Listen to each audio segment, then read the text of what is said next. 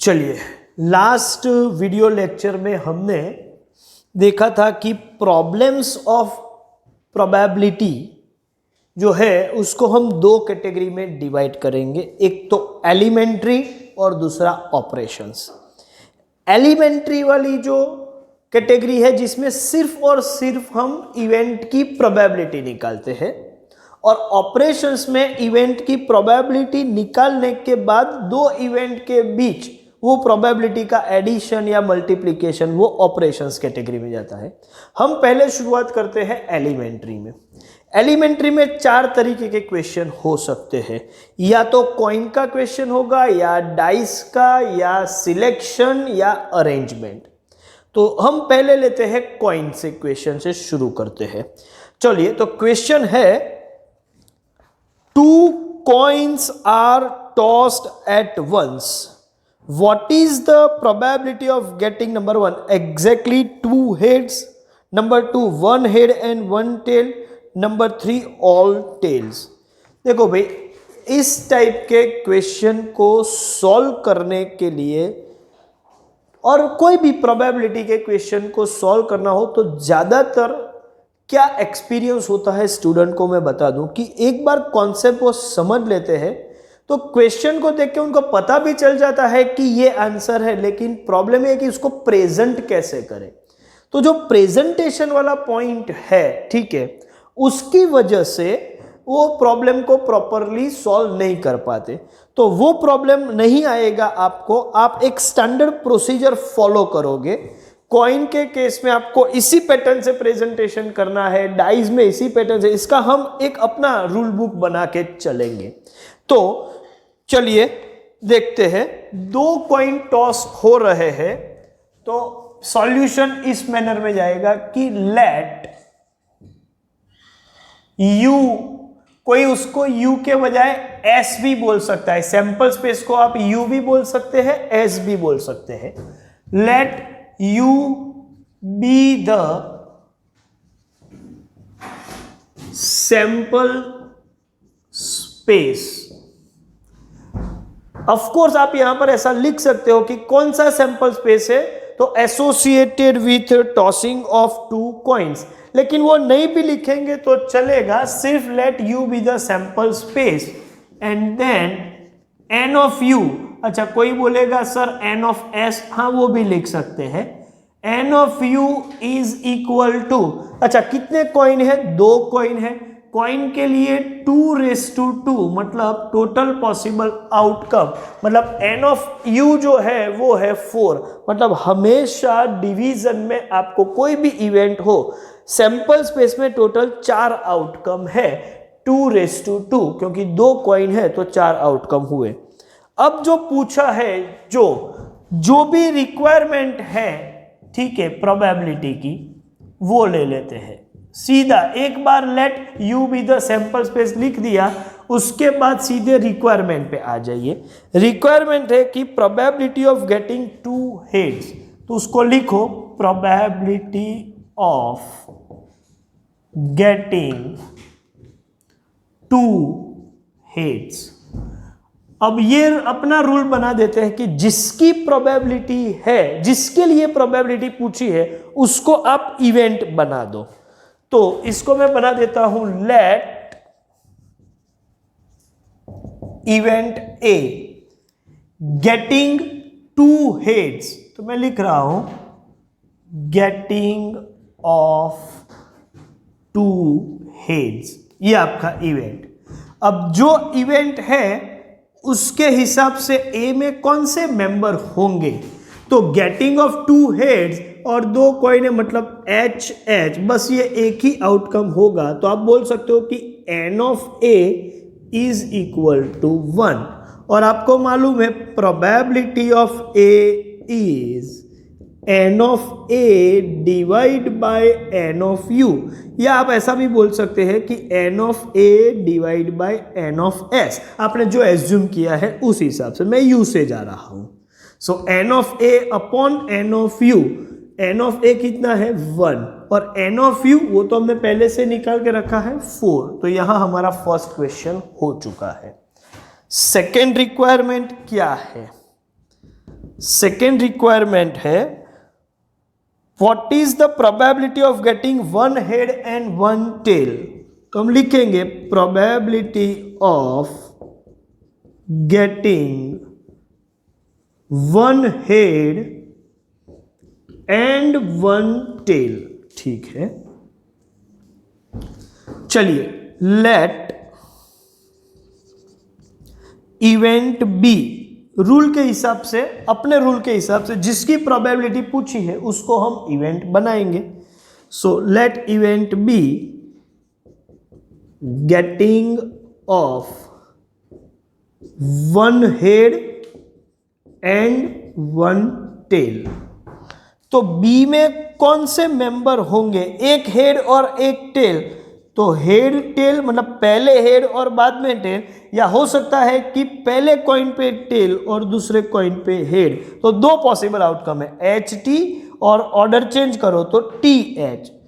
तो n of B क्या होगा, आप बोलोगे 2 and probability of B is n of B divide by n of U, या एन ऑफ एस भी लिख सकते हैं। तो वो आंसर होगा 2/4 और इसको रिड्यूस करें तो 1/2। Okay, third requirement all tails, getting all tales.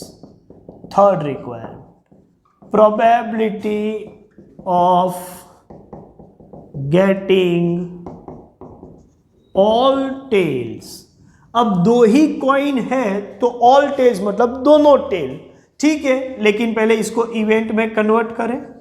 Late event सी गेटिंग ऑफ ऑल टेल्स।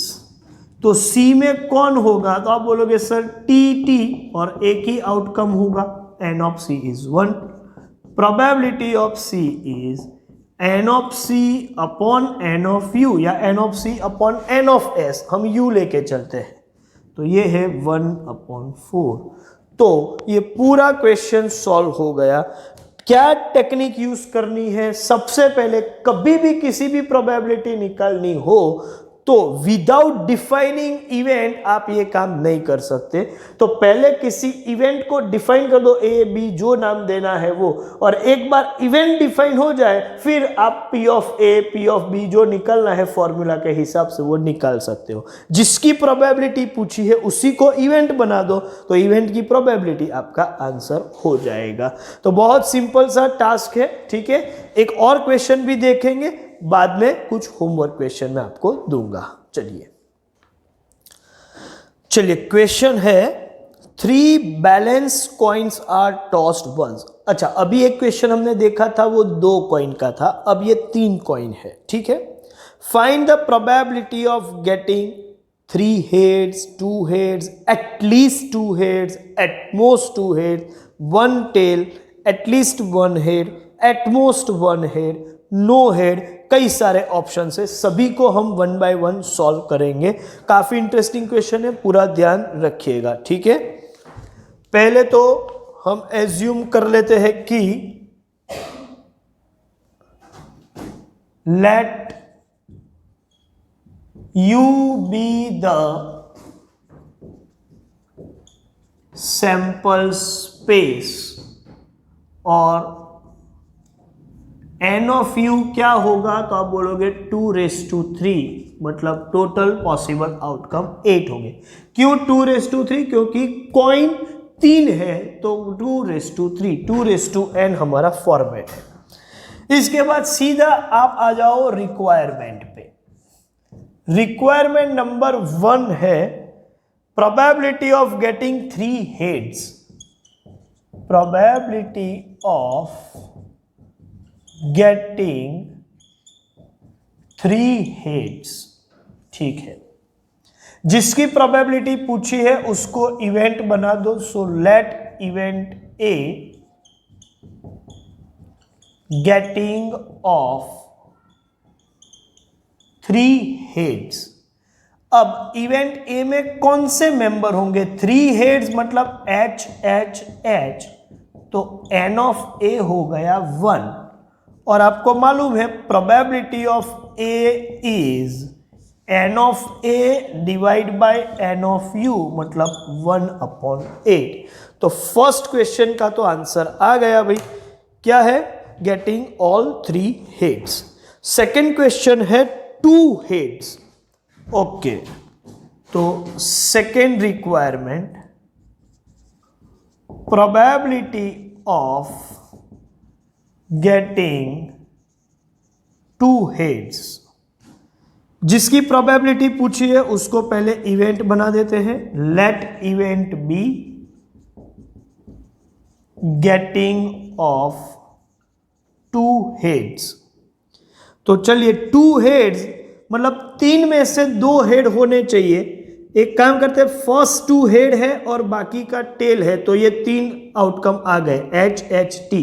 लेकिन ऑर्डर कोई भी हो सकता है, पहले 2 हेड हो, फिर बाद में पहला हेड, दूसरा टेल, बाद में हेड, तो भी 2 हेड तो होंगे। इसका ये मतलब है कि मैं टी की पोजीशन को शिफ्ट करूंगा, लास्ट पोजीशन पर से मिडल और मिडल पर से फर्स्ट, फिर भी 2 हेड वाली क्राइटेरिया तो मेंटेन होने ही वाली है। तो क्या है भाई? H T H T H H. तो एन ऑफ बी में 3 आउटकम हुए। So probability of B is n of b divide by n of u. So answer is 3/8। चलिए थर्ड रिक्वायरमेंट पे आ जाते हैं। क्या है? थर्ड रिक्वायरमेंट है गेटिंग एटलीस्ट 2 हेड्स। ये एटलीस्ट वर्ड बहुत इंटरेस्टिंग है, ध्यान से समझिएगा। Probability of getting at least 2 heads. Okay, तो पहले तो जिसकी प्रोबेबिलिटी है उसको इवेंट बना देते हैं। लेट इवेंट सी गेटिंग ऑफ एटलीस्ट 2 हेड्स।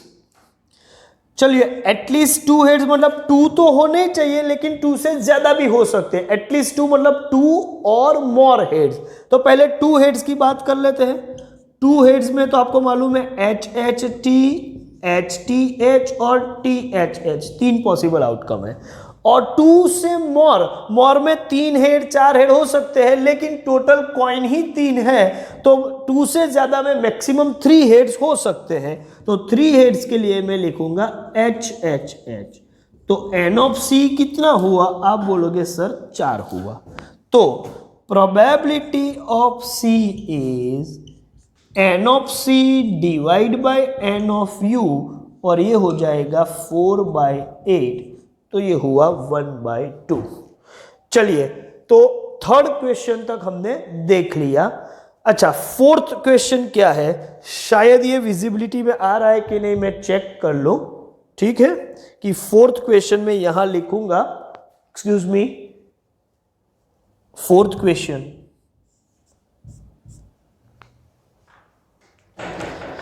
ये विजिबिलिटी में आ रहा है, आप बता सकते हैं? ओके, चलिए तो एक काम करते हैं, फोर्थ क्वेश्चन यहां पर आ जाते हैं। फोर्थ है at most 2 heads. Probability of getting at most 2 heads. जिसकी प्रोबेबिलिटी है उसको इवेंट में कन्वर्ट कर देते हैं। Let event D getting of at most 2 heads. अच्छा, जब मैं एटमोस्ट ऐसा बोल रहा हूं, इसका मतलब मैक्सिमम 2 और लेस हेड्स बना सकते हैं, 2 और लेस। तो पहले तो 2 हेड या 2 से कम, 2 से कम मतलब 0 हेड, 1 हेड या 2 हेड। चलिए, तो 2 हेड में क्या होगा? H H T H T H H, ये हुआ 2 हेड्स। 2 से कम मतलब 1 हेड, 1 हेड लेंगे तो एच टी, लेकिन एच की पोजीशन में मूव कर सकता हूं फर्स्ट पर से मिडल और मिडल पर से लास्ट। तो एच टी के बाद टी एच टी और टी एच। देखो 2 हेड्स, 2 से कम 1 हेड, वन हेड तक तो आ गए, ठीक है। अब 2 या 2 से कम हेड में 2 हेड ले लिया, 2 से कम भी ले लिया, तो उसमें एक क्या 0 हेड भी हो सकता है। 0 हेड मतलब ऑल टेल, तो कितने हुए 1 2 3 4 5 6 7, टोटल 7 ऑप्शन हुए। n of d is 7 and probability of d is n of d divide by n of u, मतलब 7/8। यहां पर मैं एक और चीज भी डिस्कस कर सकता हूं, जैसे कि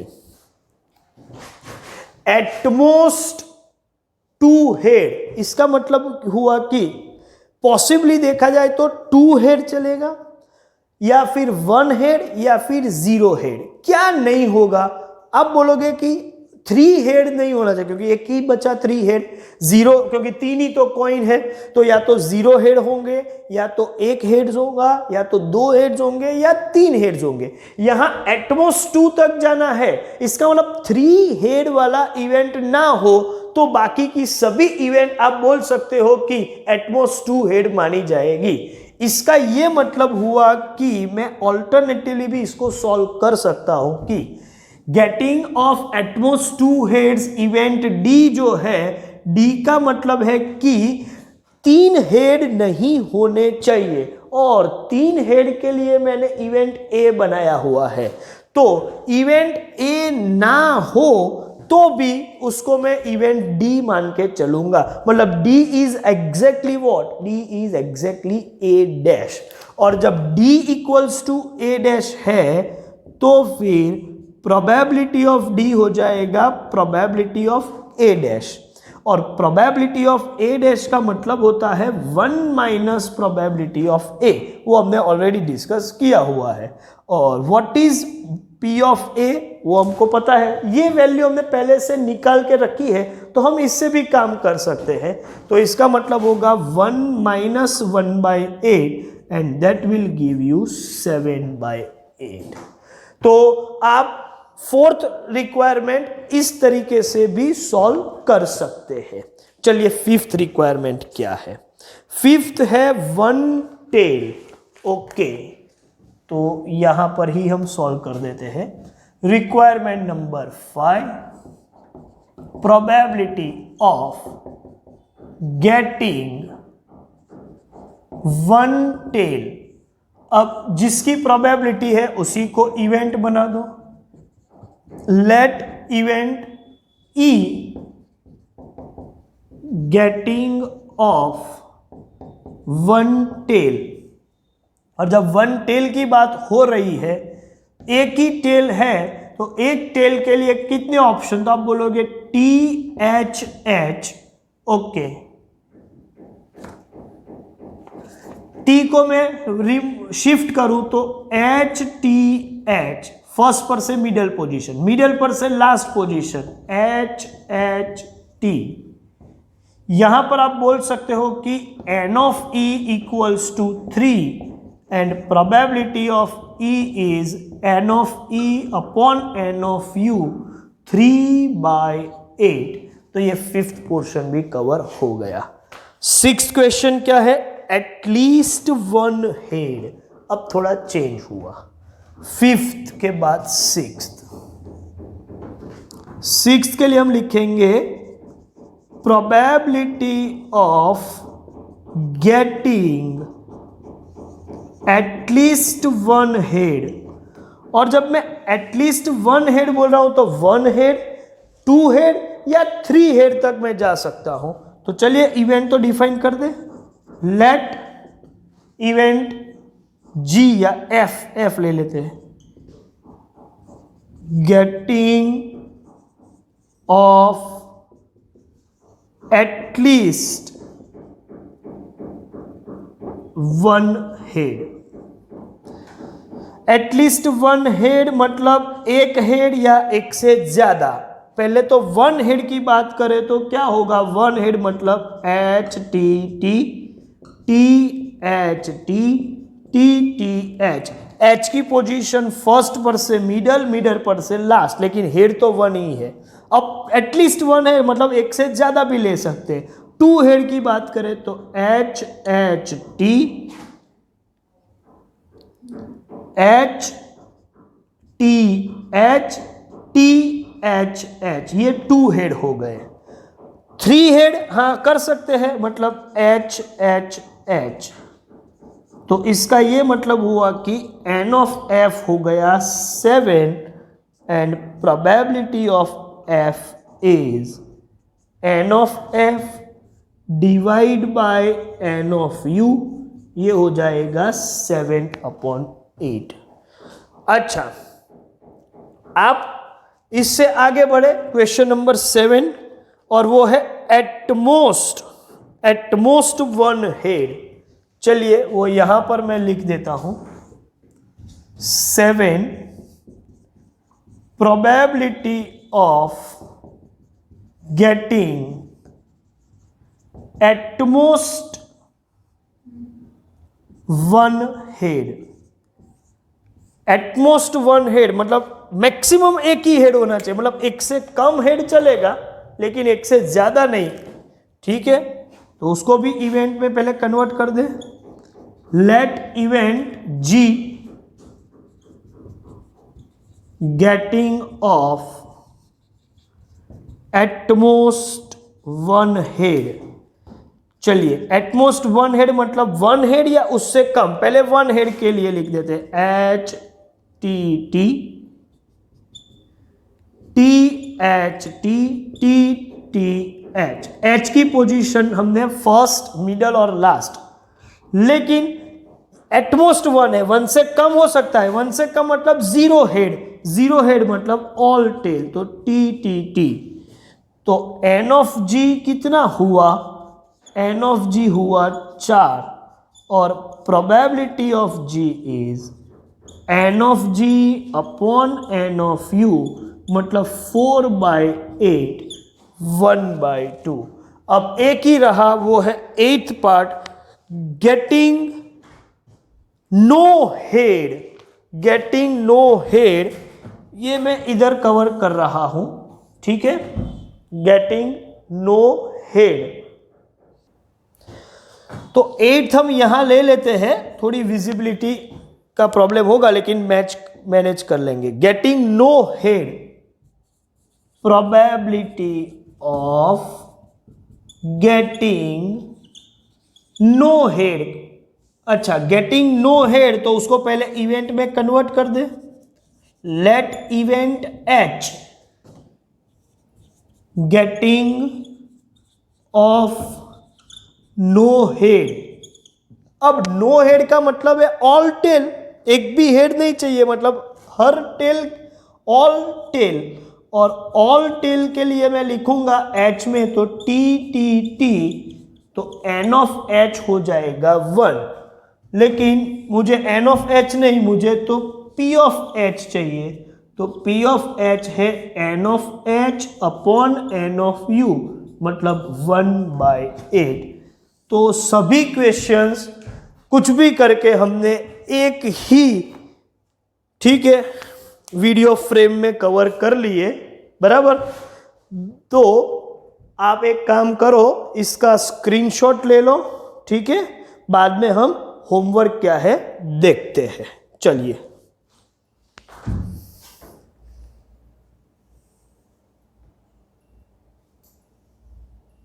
होमवर्क में आपको क्वेश्चन नंबर 28 से लेके 31 तक सॉल्व करना है। ऑफ कोर्स उसमें से 28 और 30 मैंने यहाँ पर सॉल्व कर दिए हैं, मतलब ये वीडियो लेक्चर में, उसका कॉपी भी कर लो, ठीक है। और जो बाकी बचे वो homework. So homework will be 28 to 31।